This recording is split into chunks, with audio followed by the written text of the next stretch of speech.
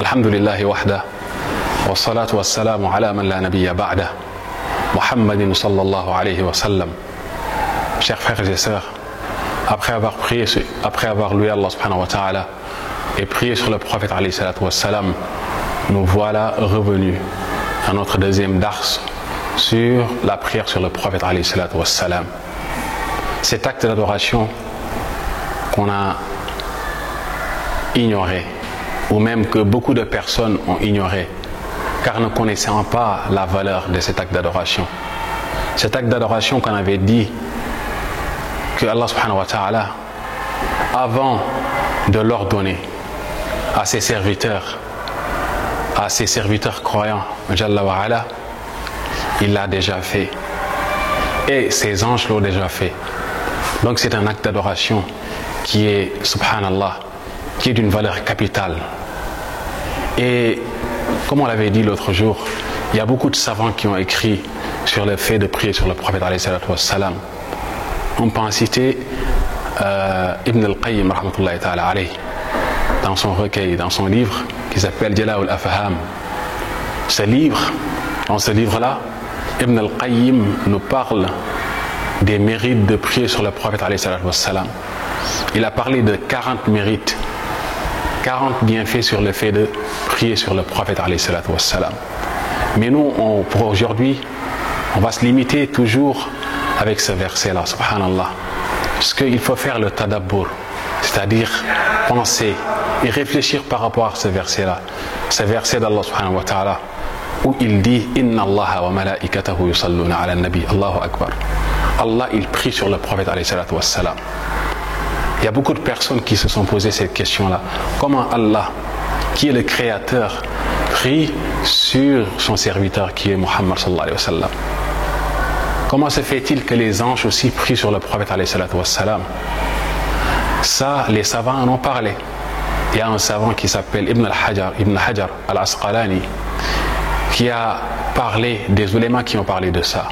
Mais il y a un tabi'i qu'on appelle Abu al-Aliya.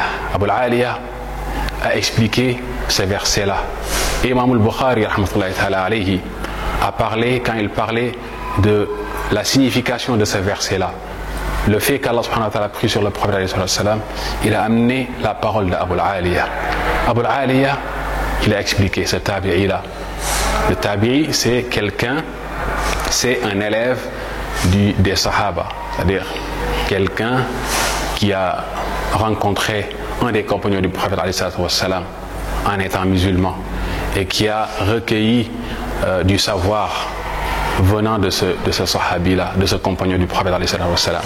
Donc Abu al-Aliya, qui était un tabi'i, a dit que le fait, c'est-à-dire la prière d'Allah subhanahu wa ta'ala sur le prophète, c'est quoi? C'est que Allah subhanahu wa ta'ala fait l'éloge. Huwa thana'uhu wa ta'zimuhu fi mala'il a'la. C'est le fait de glorifier ou bien d'honorer, de faire l'éloge du prophète alayhi salatu wa salam dans les cieux. Donc le fait qu'Allah subhanahu wa ta'ala prie sur le prophète, c'est le fait qu'Allah subhanahu wa ta'ala fait l'éloge du prophète alayhi salatu wa salam dans les cieux. Allahu Akbar. Allah, il fait l'éloge du prophète alayhi salatu wa salam. Et comment les anges prient sur le prophète alayhi salatu wa salam? Les anges, leur prière sur le prophète alayhi salatu wa salam, Abu al-Aliya nous dit, c'est le fait que les anges demandent à Allah subhanahu wa ta'ala qu'il fasse l'éloge du prophète alayhi salatu wa salam dans les cieux. Et nous, le fait qu'on demande à Allah, qu'on prie sur le prophète alayhi salatu wa salam, c'est aussi le fait de demander à Allah subhanahu wa ta'ala de magnifier, de faire l'éloge du prophète alayhi salatu wa salam fi mala'il a'la. Donc si on prend ce verset seulement, subhanallah, on voit ce bienfait-là. Donc le premier bienfait s'agissant de prier sur le prophète alayhi salatu wa salam, c'est quoi? C'est que on s'inspire d'Allah subhanahu wa ta'ala. Parce que Allah, il prie sur le prophète, nous aussi on prie sur le prophète alayhi salam. Deuxième chose, s'agissant de ce verset, avant même de venir sur les hadiths, sur les bienfaits de prier sur le prophète alayhi salam, les anges prient sur le prophète alayhi salam. Donc nous aussi on s'inspire des anges. Et la troisième chose, qui est la plus importante, c'est qu'on fait ce qu'on nous ordonne de faire. C'est-à-dire, on nous ordonne de prier sur le prophète, donc on fait un acte d'adoration, une obligation qu'Allah subhanahu wa ta'ala nous a obligés de faire. Donc dans ce verset seulement, on voit trois bienfaits de prier sur le prophète alayhi salatu wassalam. Le premier, c'est de s'inspirer d'Allah subhanahu wa ta'ala. Parce qu'Allah il dit qu'il prie sur le prophète alayhi salatu wassalam. Donc nous, quand on prie sur le prophète, on s'inspire d'Allah subhanahu wa ta'ala. Wa malaikatahu yusalluna alayhi. Ses anges prient sur lui. Donc nous aussi, on s'inspire des anges. Et la troisième chose, Allah nous dit, Ya ayyuhalladhina amanu sallu alayhi. Oh vous qui croyez en Allah, priez sur le prophète alayhi salatu wassalam. Ça veut dire quoi? Ça veut dire que quand on prie sur le prophète, on fait une obligation, un acte d'adoration.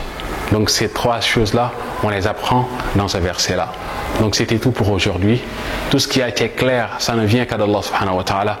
Tout ce qui a été le contraire, ça ne vient que de nous, de notre faiblesse et de notre bassesse. On demande à Allah subhanahu wa ta'ala qu'il accepte tous nos actes d'adoration et qu'il nous fasse mourir en pleine soumission. Hada huwa sallallahu wa sallam ala nabina Muhammadin wa sallam. Assalamu alaikum wa rahmatullahi wa barakatuh.